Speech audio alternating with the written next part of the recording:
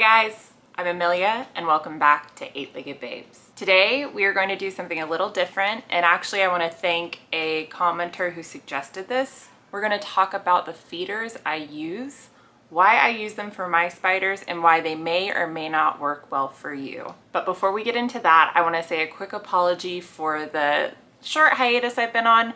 I try really hard since starting this channel to put a new video out each week, and for the past couple weeks I've kind of gone silent. That has a little bit to do with my day job, which is actually at a university.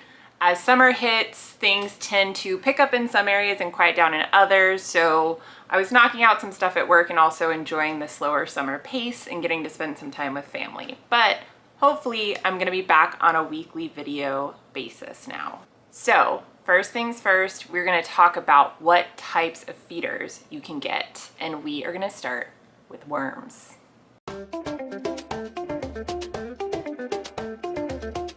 So when we in the spider hobby talk about feeders, specifically worms, there are a lot to choose from. So I pulled out all the worms I currently have, and I'm going to walk you through those as well as some other worms that I've used as feeders before but I don't have right now. So first thing we are going to start with is mealworms. Mealworms are one of the most common feeders in not just the spider hobby or invert hobby, but really reptile and amphibian hobbies in general. They've been around a really long time. People know how to raise them, how to keep them. They're very easy to keep, and because of that, they are very available. So I actually have two sizes of mealworms right now that I will show here. One is going to be the extra small version of mealworms, and these are just different growth stages for the most part. Some tend to run smaller, some tend to run bigger. And then we have the larger, medium-sized, I would say, mealworms here, which are maybe a 1/4 of an inch bigger, a little bit thicker around. The great things about mealworms, they come in a variety of sizes. They are incredibly easy to keep. The great thing about them is you can actually keep them in the door of your fridge. You don't want to put them like all the way in your fridge, but they will go into hibernation if you keep them cool. And because of that, you can keep them for months.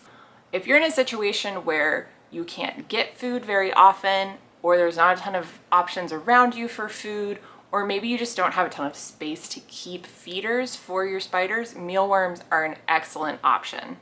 The negatives of mealworms. They are not the most nutritious feeder on the market for your spiders.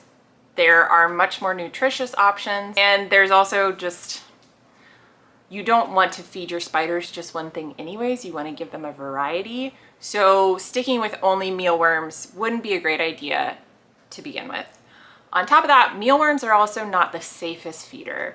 They do have the ability to bite your spiders, and they have the ability to burrow. In fact, they will almost immediately if they are fully awake when you drop them into your spider's enclosure. For some spiders, that's not a problem. If you're feeding juvenile tarantulas that are hungry and see the mealworm when you drop it, they'll grab it. When that becomes a problem is if your tarantula doesn't see it right away, or maybe you drop and leave and don't watch to make sure the tarantula gets it.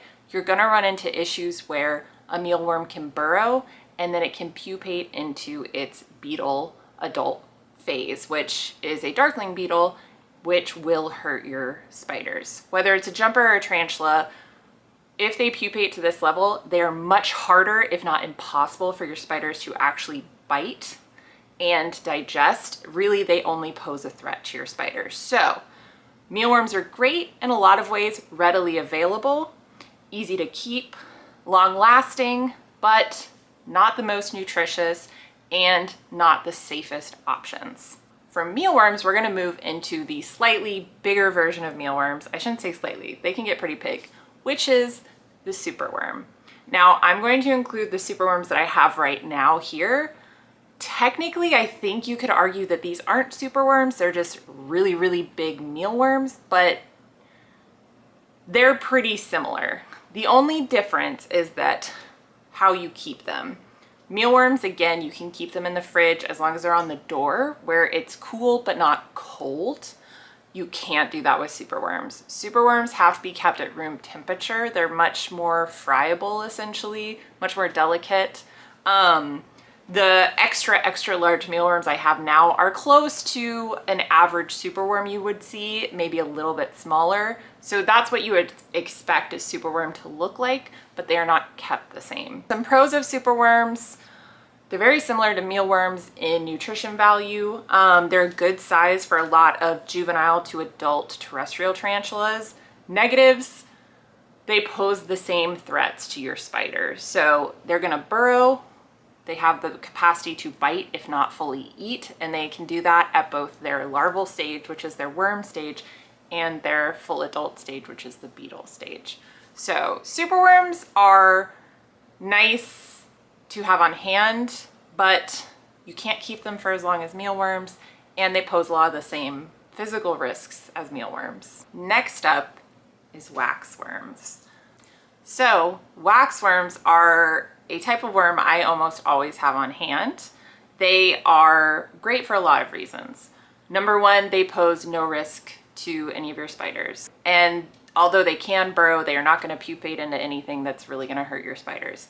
They're moths. They're the larval stage of wax moths, which actually, another benefit to them, wax moths are great feeders themselves. They're not the easiest to pupate into wax moths. I've done it a few times, but it's something I really should take the time to research and get more comfortable with and how to keep them. So for today, I will say that wax moths are also great feeders, but they're not a reliable feeder, as you would say their larval stage, the waxworm, is. They are somewhat easy to keep. An issue with them is they cannot be kept at the same temperature as mealworms, but they can be kept cool for a longer shelf life. If you keep them at the same temp in the door of your fridge as your mealworms, they'll die. It's too low of a temp for them.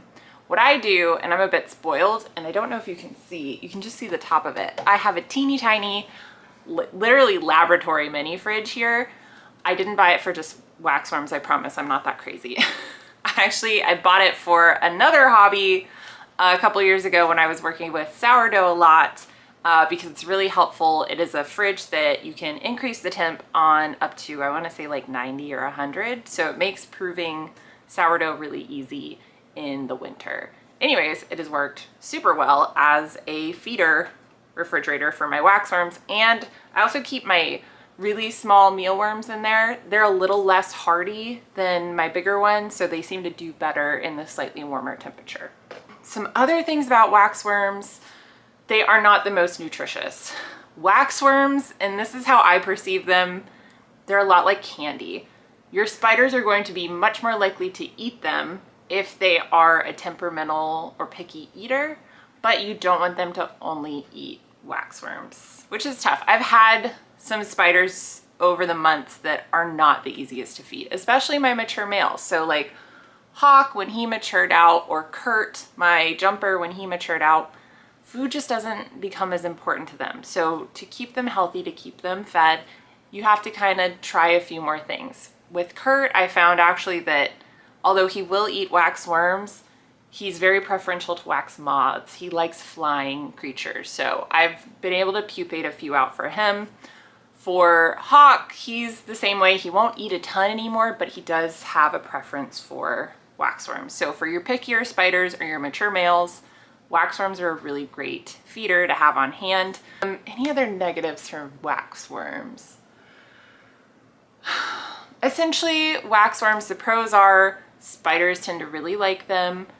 They're not the easiest to keep, but they're not impossible to keep. And if you can do it, they do pupate out into moths that are also a good feeder for spiders. Negatives: they're not very nutritious, and they're a much easier species of feeders to keep than waxworms. Now, one of the most infamous worms in the hobby, the hornworm. Also, thanks to Tarantula Cat, they are now known as gummy worms, which I appreciate. I like that better than hornworm anyways. I don't have any right now. And part of that I'm going to get into is kind of how they work well for some keepers, but not for others. And I'm one of the ones that they don't necessarily work great for with my current collection. So You guys have seen most of my collection. I have, I want to say 10 or 11 tarantulas, a ton of jumpers, but mostly because I have my 42 babies right now that I still am raising up. And then a few velvet spiders and a cobweb spider. So because of that, I have one mature tarantula. I don't have a lot of big tarantulas. And hornworms, for the most part, you're buying them really small, but within a week or two, they're big worms. Honestly, within 4 or 5 days, they're big worms. And you can't really buy them in a size any smaller than 10 worms. So if you don't have 10 tarantulas to feed them off to, it always just feels like such a waste to me. And they have no shelf life. You can't store hornworms for weeks or months. You get 2 weeks with them, maybe, before they either run out of food or outgrow their container or even start pupating into their moth form. They aren't great unless you have a good size collection of mature or juvenile tarantulas big enough to eat them. Pros, they are fantastic for hydration, which tarantulas need, especially after a molt. They are big, they are juicy, they're not super nutritious, but they have a ton of water. So if you have a tarantula 7, 8, 10 days out from a molt ready to eat, that's a great option for them. And tarantulas tend to really like them. I will say, tarantulas also, if they've never seen one before, can get a little intimidated. They're very big, and they move kind of funny, and their defense mechanisms make them twitch really kind of crazily. So if a tarantula has never seen one before, it might not be super thrilled to eat one, but every tarantula, or even some of my jumpers I've been able to get smaller hornworms to, I've really enjoyed them. So they are great for specific reasons if you have a smaller collection. If you have a larger collection, they're great to feed, you know, I wouldn't say every feeding, but intermittently. You want to bring them in for a good hydration, good change up of feeders. You can get a good number, feed all your tarantulas, and then they're good for a month or so, depending on your feeding schedule. Finally, the last worm in the category, which, well, I guess most of them turn into things besides worms. What is a worm? I don't know. This isn't a worm channel. Anyways, last one is the black soldier fly larva. These are also, I think, called like calcigrubs or nutrigrubs on certain vendor sites, but they are maggots. They're the larval stage of a black soldier fly. I'm adding these in with a huge caveat, and if anyone in the comments has any tips or like information for me on this, I would love to hear it, because I'm desperate to get better with these. The issue with black soldier fly larvae is that they keep dying on me, and I don't know what I'm doing wrong. I have ordered them a few times. They're great because they come in a bunch of different sizes. They are not dangerous to your spiders. They pupate into flies, which are also great feeding options for your jumping spiders, especially. But yeah, I've just had really bad luck with them, and I'm not really sure what I'm doing wrong when it comes to them. I've checked temps, I've checked, you know, do they need more moisture, less moisture?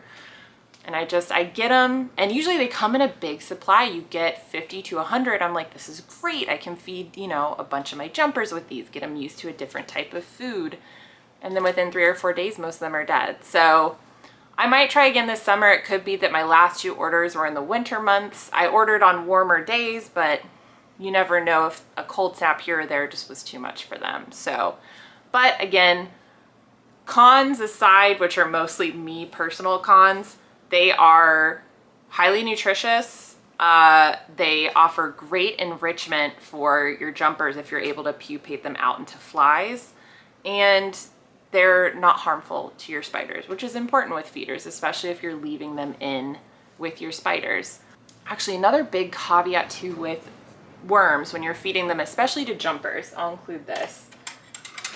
And I'll have to look up which Etsy shop I found these in. I have one of these for each of my adult jumpers, which I don't know if I can get to focus. Yeah, you'll see it's just an acrylic cup with a magnet on the back. This has been huge for feeding my jumpers because, as you know, if you keep jumpers, they're in a more vertical enclosure. They don't have a ton of substrate. And they aren't burrowing or digging for food. They are active hunters. They spend their days outside in the sun hunting things that they see with their eyes. So you want to make sure that you can put food in there that they can see, but contain it so it can't hurt them. This is less important if you're feeding off anything flying like a moth or a fly, but if you're feeding off worms, especially mealworms, having something you can contain them in that they can't get out of, but your spiders can see, is hugely helpful, especially if you have picky feeders. Like Kurt, my male regal jumper, like I said earlier, he's a very picky eater, but I can leave a waxworm in here for even like 3 to 4 days until he really kind of gets an eye for it, and he can go grab it when he wants. And it's less pressure on me as a keeper to put food in there not knowing if my spider was even going to find it or be interested in it. And if I leave it in there and my spiders aren't interested, I can pull it out in 24 hours, which I mostly do. I will say you don't usually want to leave feeders in with your spiders for 3 to 4 days, but with Kurt and also with Hawk as mature males where they aren't as interested in food, I feel more comfortable leaving a safe feeder in for them that they can get to eventually whenever they're hungry. Next section, flies.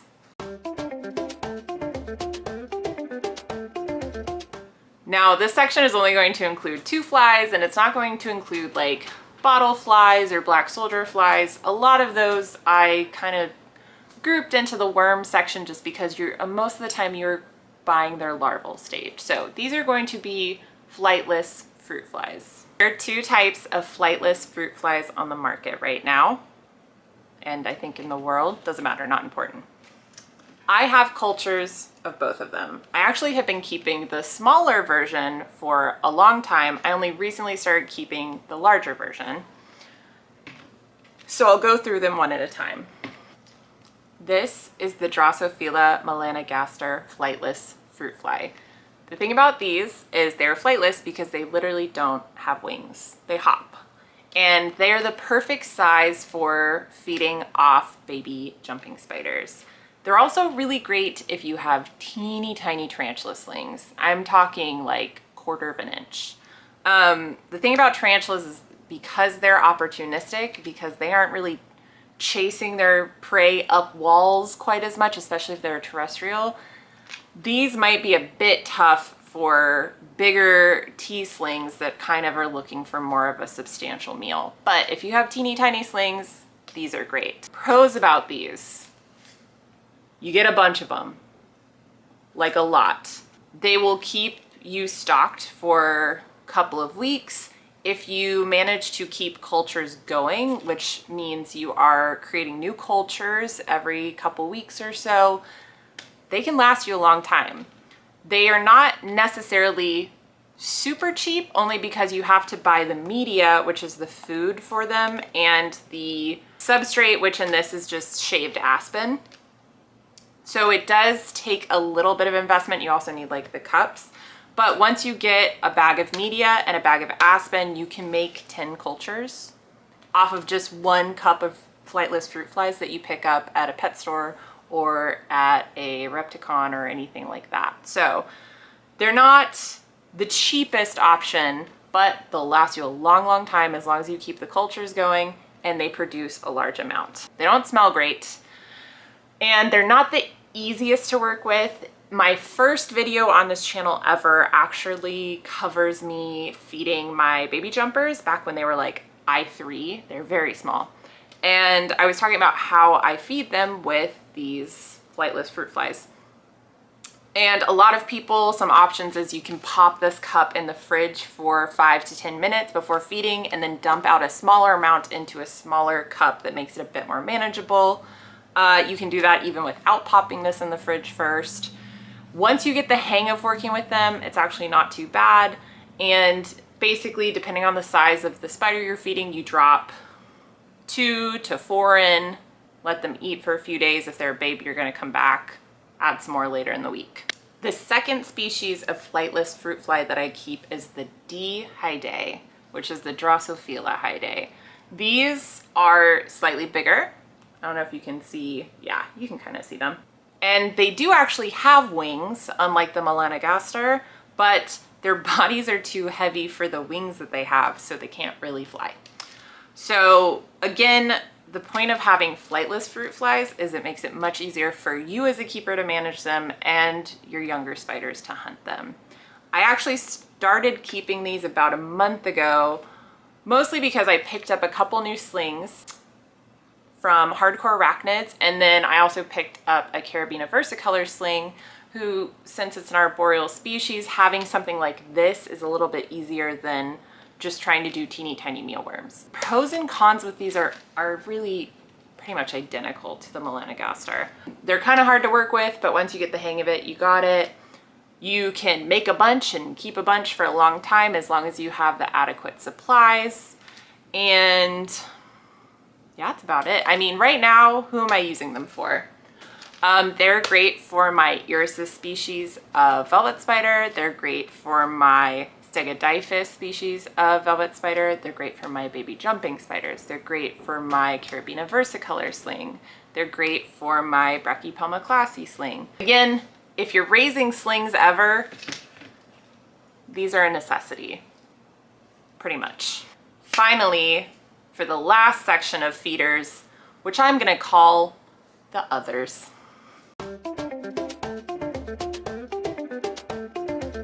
So first off, these crickets. We all know crickets.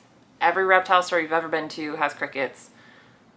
They're a classic. Pros of crickets. They're nutritionally pretty good.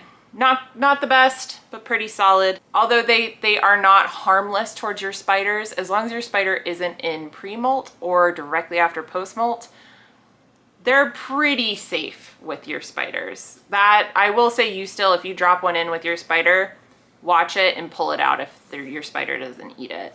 Cons. There's a few.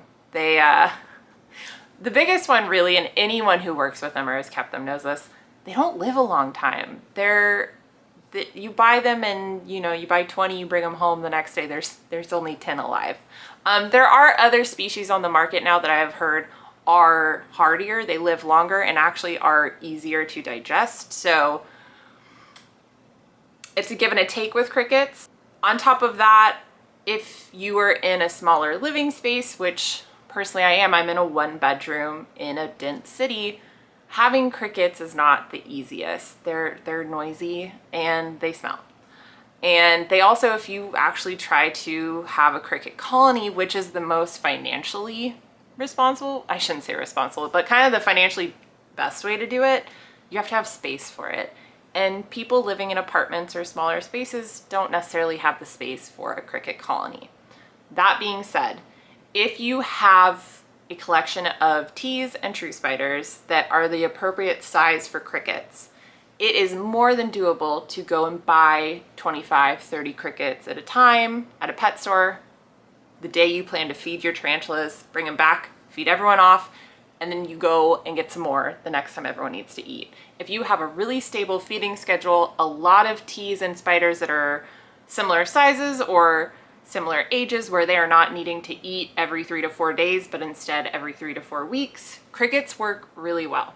For me, as I said before, where I have a wide range of sizes of spiders and ages of spiders, and predominantly I have a lot of slings right now, crickets just aren't the best option for me value-wise. I buy them and I'm gonna end up watching most of them die before I can even feed them off. So crickets are solid, but they're just not my go-to right now. So in this same vein is roaches. There is a variety of roaches on the market. I've fed 2 of them as feeders, I wanna say. I don't believe I've ever fed discoid roaches, but the ones I'm most familiar with are red runner roaches and dubia roaches. So red runner roaches actually tend to be smaller. At least those are the ones I've interacted with and fed to my spiders. They're nutritious. I've heard they're easy to keep. They're easy to feed. I think a lot of the issues with roaches falls into you need space for them. They tend to burrow if you drop them into a deep enclosure, and roaches have the capacity to hurt your spiders. They're not as dangerous as mealworms or darkling beetles, which mealworms turn into, but they're not without their danger. The pros about roaches is their nutrition. Roaches are some of the most nutritious feeders on the market for your spiders, especially dubias. Dubias are extremely popular. I know of multiple keepers, especially a lot of actually tarantula YouTubers that have their own dubia colonies so they can feed off dubias to their spiders. But again, that takes space. That's something I don't personally have right now. And I'll be honest, my partner is a lovely human who supports me in my hobby, but has been very forgiving about the amount of spiders I've brought into our home in the past year. And I don't want to push it by starting a roach colony, which also, I'm not really a roach person, so I'm not sure if I really want a roach colony that needs to be maintained at the moment. You can blame that on my Florida upbringing. I grew up with palmetto bugs. Roaches just kind of have a weird place for me in my life. I will say keeping dubias as feeders was one of the toughest times I've had feeding off feeders because they're some of the cutest roaches I've ever seen. So yeah, roaches tend to take more space unless you have a sizable collection that is around the same size. You also end up with leftover roaches that you might not be able to feed off in time.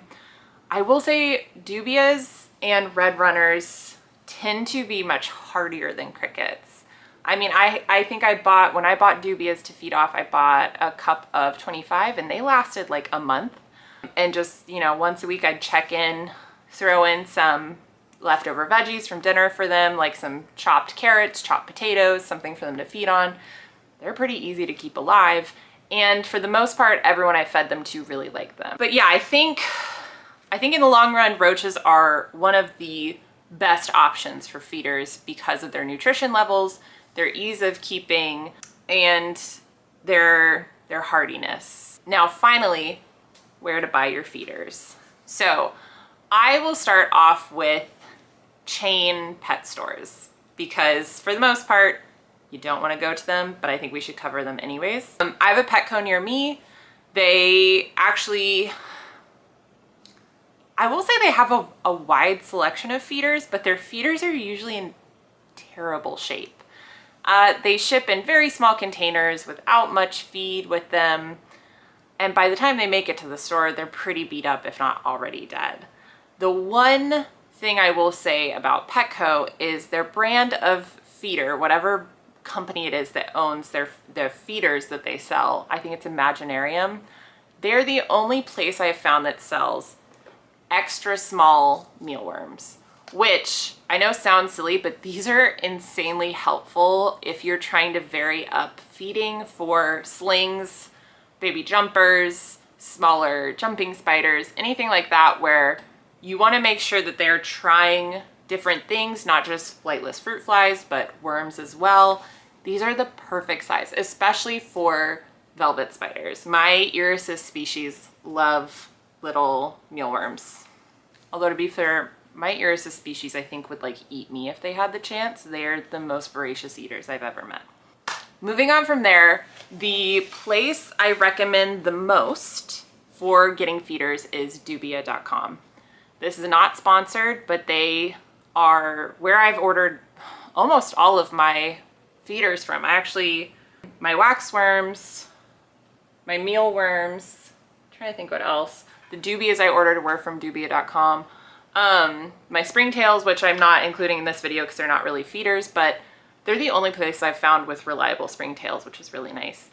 And every time I've ordered from them, everything has come in perfect condition. They've lasted a long time. They have great customer service, and they're also one of the most transparent companies in the hobby about their costs, their work environment. They're just a really open, really great company. So if you have the capacity to order feeders online, I would always check out Dubia first. The only problem I've ever had from them was my black soldier fly larva, and I've ordered from multiple places and have the same issue. So that is not on them. I think I just have like a black thumb when it comes to black soldier fly larva, which is weird because they're maggots. Maggots should be able to survive me, right? I mean, I've kept a bunch of spiders alive.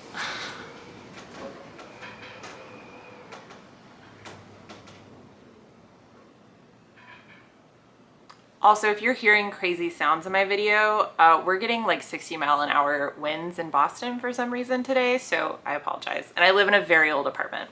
Another vendor for feeders that I really like is Josh's Frogs. I actually ordered my first culture of melanogaster fruit flies from them months ago. This is actually from them, or this is the great grandchildren from that culture. I've been building all of my cultures off of that culture since I bought it. They have great feeders. They also have supplies for feeders, which is really helpful. So the media you use to feed your fruit flies, Josh's Frogs has a blend that I really like. It's on the pricier side, but honestly, every media that I have found for fruit flies is on the pricier side. And on top of that, you're getting 8 to 10 cultures out of it. So you kind of break that down and you're like, it's, you know, it's $4 per culture. It's not bad at all. So Josh's Frogs has feeders, they have feeder supplies, and they're also just a very informed company. They have great information, not only on the feeders that they sell, but on the reptiles and the spiders that you own. So they have a lot of good guides. And they actually sell tarantulas as well, including some species that are on my wish list that I've been keeping an eye on. So I highly recommend Josh's Frogs.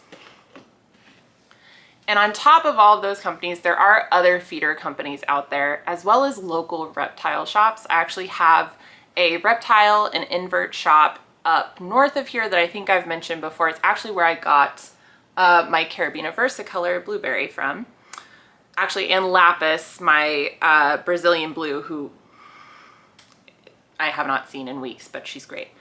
So check out your local reptile shops. A lot of them will have the feeders that you like stocked, or feeders that you want to try stocked. That's actually where I got my Drosophila Hydae from. That's where these came from. These are actually the children of the original culture that I got from them. So